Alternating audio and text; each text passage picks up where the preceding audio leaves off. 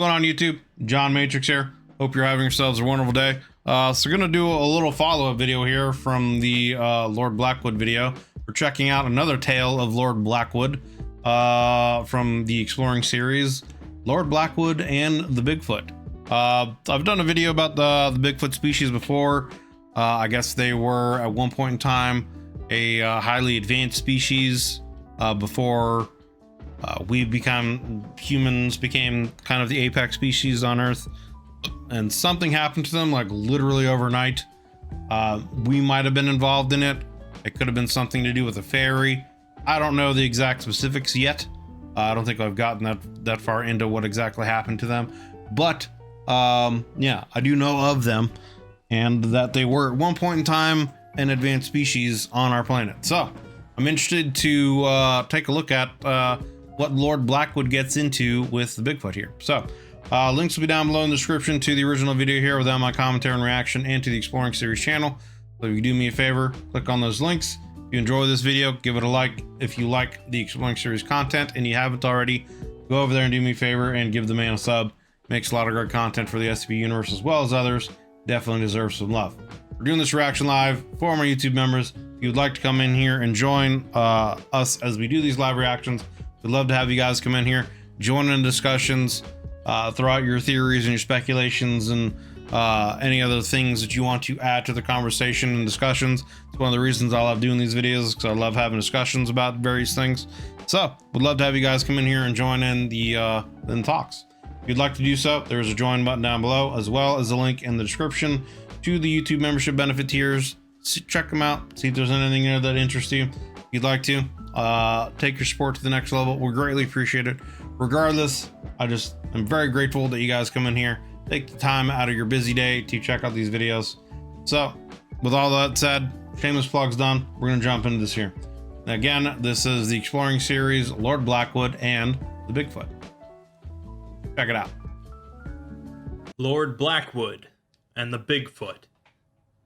Lord Blackwood, the most notable explorer, naturalist, and big game hunter in the SCP universe, has been to many exotic locales throughout his life. In tales previously featured, he hunted a great rampaging lizard in France, and explored a desolate alternate reality. This time, though, Blackwood heads for the American frontier to hunt down a mythical creature, Bigfoot. Bigfoot is a well-known SCP, SCP-1000, but knowledge of that SCP isn't really required for this tale. Okay. Instead, I'll give a bit of info on another anomaly, SCP-1845. 1845 is a collection of animals possessing near-human intelligence, capable of constructing simple tools, with a system of government modeled on medieval European feudalism. This animal group is led by a red fox, who considers itself to be of royal heritage, coming from a long line of royal foxes. Interesting. This fox is the only animal in the group capable of communicating via a keyboard, and it identifies itself and its followers as extremely pious Roman Catholics. The fuck? With that seemingly random explanation out of the way, I was gonna say, that sounds very random. Very random that he and his followers are devout followers of the Roman Catholic faith. Interesting. Let's begin. July 3rd, 1857. It has been the better part of a year since I set sail from England. I feel myself overcome with a certain melancholy every time I watch the white cliffs of Dover disappear over the horizon, seemingly watching me as I venture out into the wilderness. But whatever guilt I might feel, there is much work to be done. The vast, untamed wilds of the world wait for no man, and it is our duty as Englishmen to carry the light of civilization to the corners of creation. True. Today I have alighted in the Oregon Territory, in a newly founded town on the shores of Puget Sound that the pioneers call Seattle. Even now, in the height of summer, it is a cold and dreary place. Clouds meander across the heavens, bringing showers constantly. and fog, as cool winds blow across the water. And on all sides, the tiny town is surrounded by the massive evergreens that populate this country. In many ways, it is not unlike the climate of my boyhood home in the West Country, and I felt an odd sense of nostalgia as the summer rains wet my cheek. But it is not the town, nor the weather that interests me. That honestly is a creepy looking picture, dude. Like, it almost kind of looks like a child of some sort lost in the forest. And I don't know. Like the scene in Jurassic Park, Clever Girl, that's like coming to mind right now. Like waiting for a pack of velociraptors to jump out at me. It is the forests that hold my true reason for venturing to this virgin frontier. In the town, I have hired porters and 2 guides, a white man and a civilized Indian. I spent many hours in conversation with the noble Redskin, which confirmed the legends I had heard repeated third hand in the Gentlemen's Club back on Broad Street. True. Especially in like the Pacific Northwest, with like you have the really like super tall trees, and it's like darker and mustier, and like there's a fog that kind of like really hangs around a lot because of the weather. Yeah. Forests in there can be like really creepy and dark and damp and devoid of sound at times. Like it's even creepier. All you hear is like the wind kind of like blowing at times. But it also has its own kind of beauty. Like going out and seeing the redwoods in California was a very interesting experience. Like some big ass trees, man. Some big ass trees. And it's got a unique, like interesting smell to the forest out there in the redwoods that you don't really like get anywhere else that I've been anyway. So anyway, little side tale there. The unexplored woods east of the Sound, so the Indians said, there lived a race of primates unknown to science, half again as tall as a man, covered head to toe in thick fur, quick and nimble, and possessing of an almost man-like cleverness. Sasquatch, my guide called the creatures, but they had been called by many names by the tribes he knew of. Semiqui, Momo, Quickie, Skookum, and Bigfoot among them. Even among the Indians, they were mostly regarded as little more than legend, but my guide informed me that he had seen one in the flesh 2 years prior, in the foothills of the mountain his people called Tahoma, and that he had heard tales of a tribe that worshipped them as gods. Tomorrow we set out for Tahoma, for it is Bigfoot that I seek now as my quarry. I mean to find one of the elusive beasts and bring it back to England, dead if I must, alive. Yeah, like living in Florida, I don't really get to do a lot outside anymore. I've had this conversation before, like pretty much in Florida because it's like all swampland and it's so hot out. Really the only things to do outside anymore is like water skiing, boating, fishing, or going to the ocean, like, you know, going to the beach. And so like growing up here, I've been to the beach so often that I don't really care to go to the beach anymore. I don't own a boat, so I can't really go boating or water skiing. And also, it kind of restricts fishing because all the lakes here have pretty much been fenced off and privatized. So you need to know someone to get access to the lake and or still need a boat in order to fish. So like there really isn't anything outdoorsy much to do out here in Florida anymore. So like living out in kind of more of the western side of the country where there is more outdoorsy stuff to do, there's mountains, it's cooler, there's, you know, forest and more nature. I wouldn't mind, you know, going out and, you know, maybe doing some lighter, you know, hiking, mountain climbing and stuff like that, and some camping. But at the same time, when you're out there on that side of the world, you're also dealing with some much more crazier nature, grizzly bears and mountain lions and, you know, packs of larger timber wolves and stuff like that, you know, not to mention just like moose are very vicious out there too, you know, things like that. So yeah, it's a different kind of world you have to be prepared for out there when you're camping in the kind of forest he's talking about going to. And it's not really something you go and do alone. You got to go there with a group. If I can. I have brought ample equipment from England and purchased fresh victuals from the shops of this town. Tonight I plan, and I pray that my hunt will not fail. July 7th, 1857. The forests of the territory make for slow going. In my adventures, I have hacked through jungle reeds, forced my way through the tall grasses of the Serengeti, braved the unforgiving cold of the Himalayas, and baked under the cruel Egyptian sun. But what hand or blade can cast aside the trunks of the ancient evergreens that stand by the myriads in every direction? The guides assure me we are making steady progress, though it seems we have gone scarcely 24 miles since we left Seattle. I caught my first glimpse of Tahoma today as we entered a clearing upon a hill, and I was overwhelmed by the beauty of that tableau that I observed. Tahoma is not nearly the height of the famous Peak 15 that Sir Waugh described last year in Nepal, but unlike the great Himalayas, it stands alone, a solitary peak towering above the forests of the territory, like a proud and mighty king surveying a kingdom encompassing all that it perceives. Shortly after midday, we chanced upon a fox cub, scarcely old enough to hunt for itself, imprisoned in a cage of wood and hides. My Indian guide pointed out a clever set of machinations connected to the box, and informed me it was a trap laid by the Indians who lived in those woods, Yep. and that the unfortunate rascal had been lured in by a scrap of meat to be captured. He said to me that his people were most efficient. The beast's hide would make clothing, its teeth jewelry, its meat food for the children, its sinew cords and rope. Rip. Let there be no doubt, any who may chance to read this, that I with glee engaged in many a fox hunt in the county pastures in my younger days.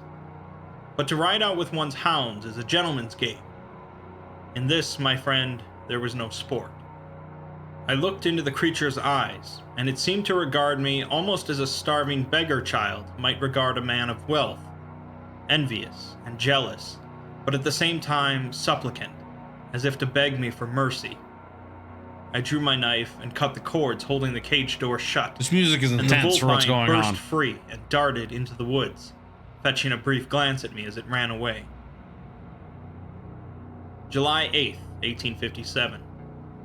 This morning we encountered a half-dozen Indians in a hunting party near the banks of a river. I had thought at first to call it the Blackwood River when we forded it, though my guide informed me it was known to his people as Nisqually. The Indians regarded us at first with suspicion. I know not if they had seen a white man before, and I feared the worst. But my Indian called out to them in a language strange to me, and they responded gleefully in the same. I learned that he was of the same tribe as they, and that he called their leader his cousin, and they received us warmly.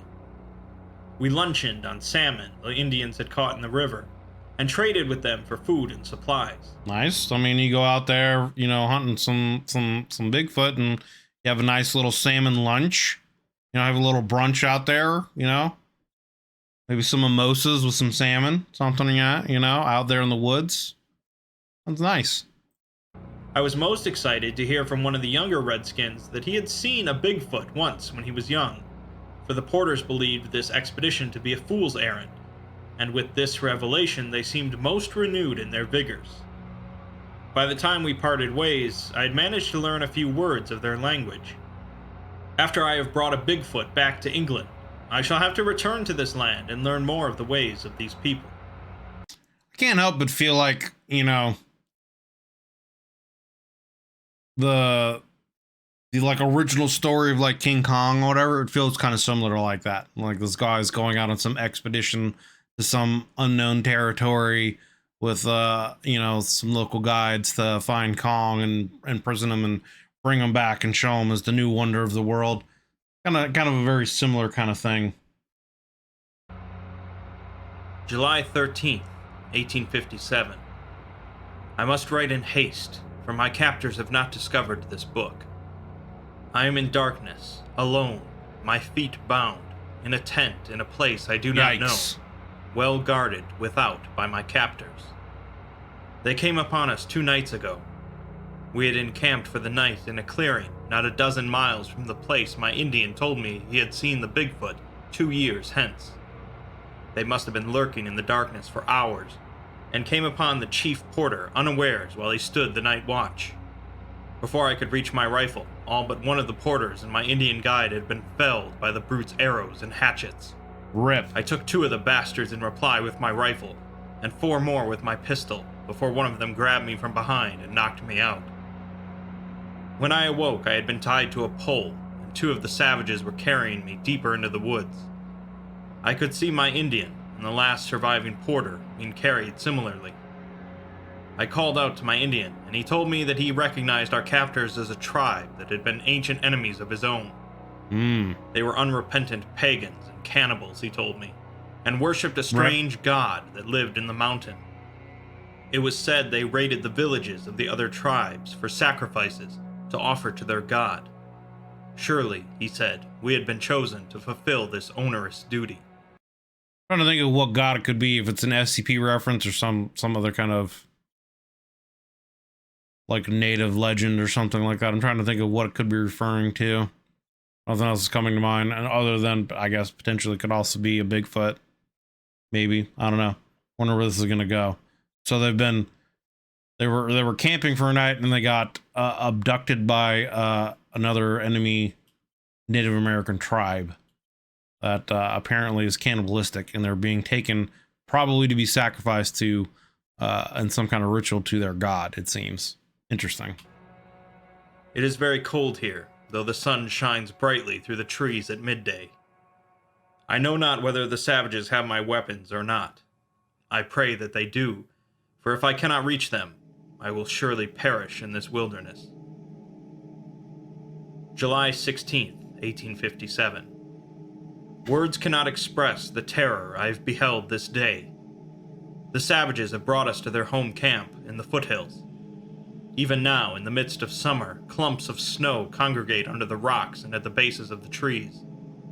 At midday, the 3 of us were escorted to a snowy clearing by the edge of a vast wood climbing up the mountain. Hundreds of savages formed a half circle around the clearing, and our porter was loosed from his bonds and dragged to the center. One of the savages began beating upon a massive drum and singing in a bizarre language, the likes of which I have never heard. Others joined in, and the forests were filled with the din of 1,000 screaming savages. Suddenly, the trees at the edge of the clearing seemed to rustle and part way, and the throng silenced as it emerged. Bigfoot, in the flesh. The tales had not done the beast justice. It stood 15 feet if it stood an inch, and it could not have weighed less than half a long ton. I could scarcely discern its countenance beneath the matted fur that covered its face. Ravenous, primal, caked in blood and spittle. It bore the scars of many struggles, and, praying that the reader will forgive my lack of modesty, displayed its manhood proudly. It set its eyes on the porter and charged at him with a speed I would not have expected from a brute of its size. The porter made to run, but the savages closed in upon him and allowed him no egress. Within seconds, the beast was upon him. I could hardly bear to look as it ripped him limb from limb. Yikes. Its yellowed, sharpened teeth tearing into his flesh, his blood running down its jaws as it greedily feasted upon him. The savages returned me to the tent afterward. I fear I am next. July 19th, 1857. I hope by now, should anyone be reading this years hence, that you regard me as an honest man. Throughout my many years exploring the unknown corners of the world, I have considered it my obligation to tell no less than the whole truth regarding my discoveries, that my fellow countrymen might know of the world that lies beyond the borders of our great empire, and prepare for the day when the light of goodliness and peace shines around the world. Goodliness and peace. I say this now, for the events I must now recount might seem a fantasy to you, dear reader. Indeed, I would find it difficult to believe myself, had I not seen it with my own eyes. But on my sacred honor as an Englishman, I assure you that every word of it is true. So I wonder what's going to happen here, what they're talking about, because I wonder if there's a situation where he's gotten away and he's recounting the story of that. I know, if so, like, how did he get away? But clearly he got, like I said, abducted by another cannibalistic tribe, and they worship a Bigfoot as a god. And this Bigfoot, you know, whether it's, I was going to say rabid, but it doesn't seem that way, right? It just seems like this is what it does. So it tore a dude apart and ate them right in front of it. So interesting. I wonder again if there's gonna, because from the original story of the SCP-1000 I went through, again it talks about a fairy who I think is locked away now. So I wonder if there's still some kind of influence or something like that in here that's going to come into play. I don't know. I'm curious to see where this is going to go. On the afternoon of the 17th, the savages offered my Indian guide as a sacrifice to Bigfoot as they had my porter. Yesterday, the 18th, they prepared to do the same to me. I spent the morning in solemn prayer and reflection, and for the first time in my life, I understood the sorrow of a condemned man awaiting the hangman's noose. I felt I had lived a good life, and I was prepared to do what any good Englishman would, and meet my maker with a stiff upper lip and a clean conscience. The Indians led me to the clearing and loosed my bonds. I strode calmly into the center of the clearing and closed my eyes. If I was to die, I intended to die with my dignity intact.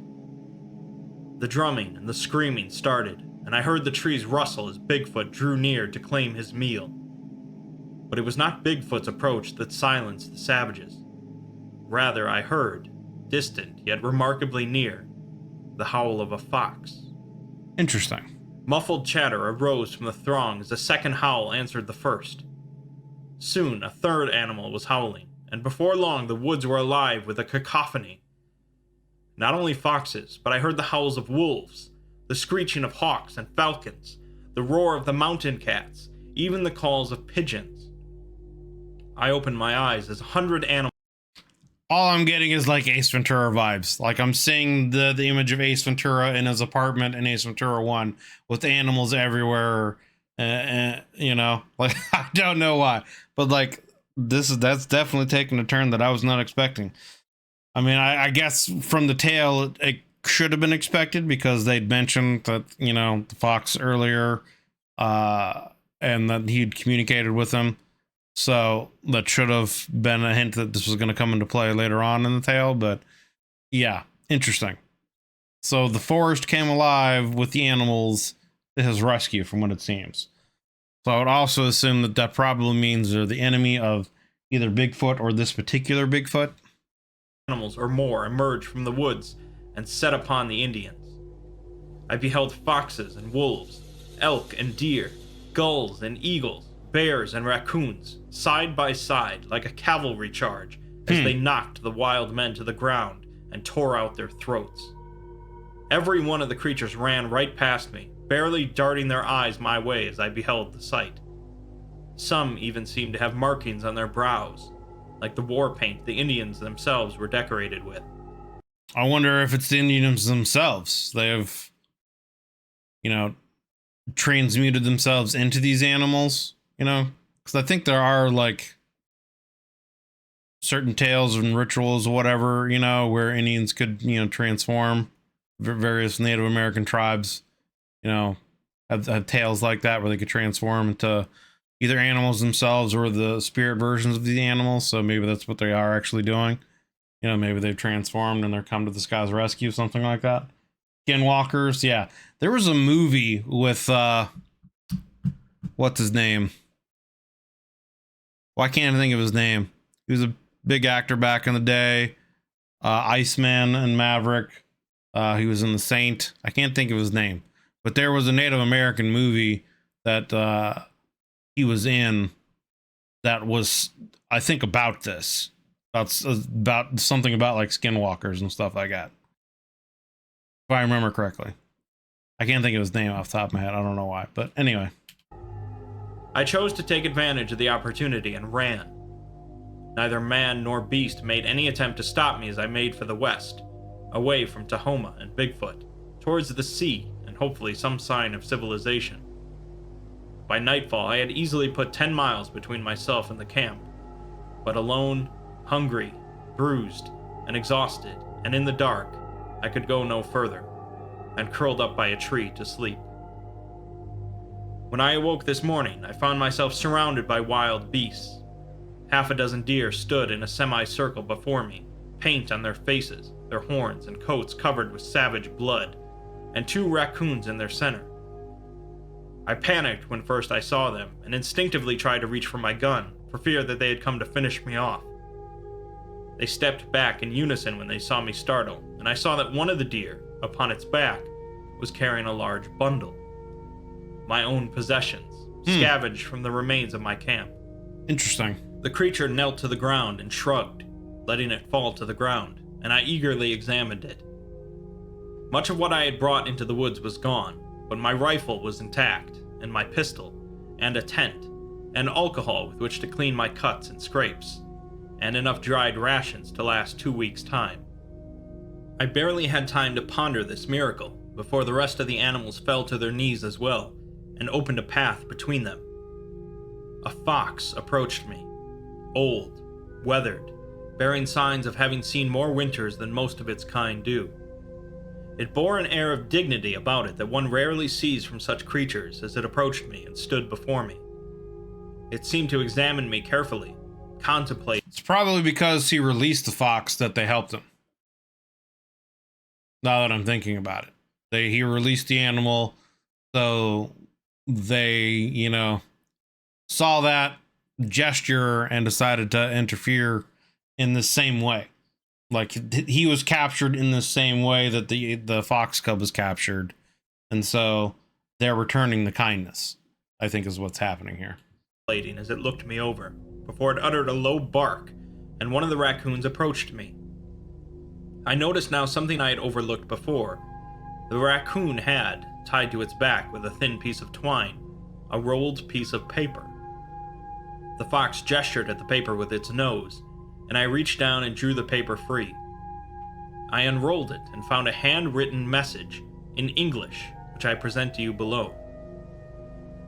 We, Alaric V, by the grace of God, King of all the forest, Lord of the plains, Duke of the grand fir and the undergrowth, Count of the swamp, Margrave of the nameless mountain, Warden of all the streams and rivers, and Lord Protector of the tribes of man, Defender of the faith, recognizing you as a fellow Christian and a civilized man, grateful for your rescue of our royal issue from the devious machinations of the pagan savages, thankful that your kind have returned to this land, hopeful that you will, on our behalf, deliver news to your homeland that Christendom shall have in these parts a steadfast ally, acknowledging that in rescuing you from the false god of the pagans, we are responsible for your welfare and safe passage in our lands. Do hereby on this day, the 19th day of the 7th month, in the year of our Lord, 1857, bestow upon you the rank of Knight Commander of the Order of the Thistle, with all the privileges and responsibilities of that office. Man just became Jon Snow. He's now the Knight Commander of the Watch. Let his watch begin. Command you to, from this day forward, act as a loyal servant of Christ and his church, Catholic and Apostolic, for as long as you shall live, and charge you to return to the lands of Christendom bearing news of our kingdom, and to return with an embassy for the negotiation of amicable communion between our nations. This definitely took a turn from what I was anything expecting. Like, man goes on an adventure to try to find a Bigfoot, potentially capture one and bring her back to civilization, obviously as, like, again, kind of analogous to King Kong, trying to bring it back to civilization to prove that it exists and show it off as, a great wonder. Gets captured by a cannibalistic Indian tribe after finding a fox cub and releasing it, after also talking with another group of animals that apparently can, type and communicate in that way, and now has become allied with a nation of animals led by a fox, and apparently also who are Christian. This is definitely taking a turn. To this document we affix our seal, sacred and royal. The paper had been signed, so to say, with an ink stamp of what I assumed to have been the fox's paw print. I looked down at the creature, who I now saw regarded me with a gaze almost human in its wisdom. It raised its right paw to touch its forehead and lowered it to its chest and shoulders, making the sign of the cross. I repeated the gesture and it nodded to me. Having apparently reached an agreement, the fox that called itself Alaric V turned and strode away into the woods, its motley retinue following behind.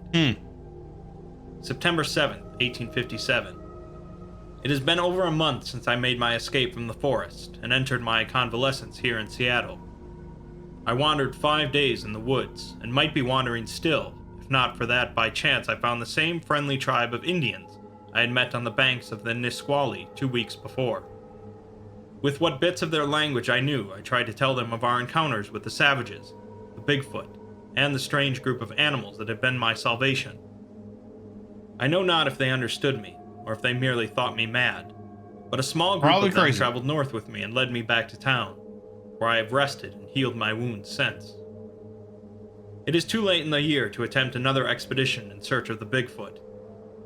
I am told that the winter in these parts is long and cold, and that it will be April before another expedition to the foothills is advisable. In any event, I have little money left with which to hire anyone. I have sent a letter south to San Francisco to be telegraphed to the Royal Society in London, containing an account of my findings and a request for financing to launch a proper expedition into this wilderness. I feel like they're going to call him crazy, man. Like, that is quite the story to come back with. Whether to capture a Bigfoot, or to establish an embassy with the strange nation of the Fox King Alaric. Barring disaster, I expect a reply by Christmas. I do not hold much hope that they will assent to such a proposition. After all, I am the only witness to these fantastical events, and the only evidence, the declaration of knighthood granted me by the Fox, will not be in London for several years or more. Perhaps I shall leave this territory entirely when the next ship arrives in May, and set out for other parts unknown. I heard before I left London that the White Rajah in Borneo had acquired a strange machine that fell from the sky. Who knows what other wonders might lurk in the Javanese jungles, waiting to be shown the light of day by one such as myself. Guess that's alluding to his next tale that he's going to go upon. No quote again? For shame. For shame. That definitely did not go anywhere where I thought it was going to go. I mean, obviously it had a Bigfoot in it. I was expecting them to actually like meet a Bigfoot and maybe communicate with it in some way. But clearly it seemed like that Bigfoot was either rabid or feral, or something weird was going on with it, was cursed in some way, or maybe that's just what it was by nature. Yeah. But I did not expect a nation of sentient animals to come to the rescue and then want to establish diplomatic ties with humanity, and also them being Christian. I don't know. That was a very interesting turn of events. And so, like, how did they get there in the first place? How do they know and understand English? How do they know and understand and practice Christianity? Or were they human at one point in time and then were turned into animals? Like, what? I don't know. I guess Bigfoot was the MacGuffin and excuse for the story, and the animals seem more the focus of the story itself. It seems like that's what it seems like. So, I don't know. Interesting. Very interesting tale and story. There seems to be plenty more Blackwood tales and stories, so we'll probably do some more at some point in time, but that is definitely not where I was expecting this tale to go at all. So, but yeah, that is Lord Blackwood and the Bigfoot. Link will be down below in the description to the original video without my commentary and reaction, and to the Exploring Series channel. If you do me a favor and click those links. If you enjoyed this video, go over there and give it a like. If you enjoy the Exploring Series content, please do me the favor of, giving the man a sub. Go check out his content on his channel. Makes a lot of great content for the SCP universe as well as others. We're doing this reaction live, as you can see, for my YouTube members. We'd love to have you guys come in here and join the discussions. If that has any kind of interest for you, you know, come in, give your speculations, your thoughts, your ideas, etc., on any kind of insight you have on any of the stories that I'm, you know, going over and reacting to, or if you want to just come in and hang out and chit chat while we do this, would love to have you guys come in here and do so. There is a join button down underneath the video, as well as a link in the description to the YouTube membership benefits that I offer. Check them out and see if they have any interest for you. If you decide you want to take your sport to the next level, we greatly appreciate it. The more people that support me in such a way, the more I'm able to focus on creating these videos and getting this stuff out for you guys. Regardless of that, I just appreciate you taking the time out of your busy day to come in and hang out and check out the videos. Greatly appreciate it. Hope you enjoyed this one. If you did, consider leaving a like and a sub, as it helps me, that helps the channel grow. And yeah, hope you guys are having yourselves a wonderful day. We'll see you all on the next one.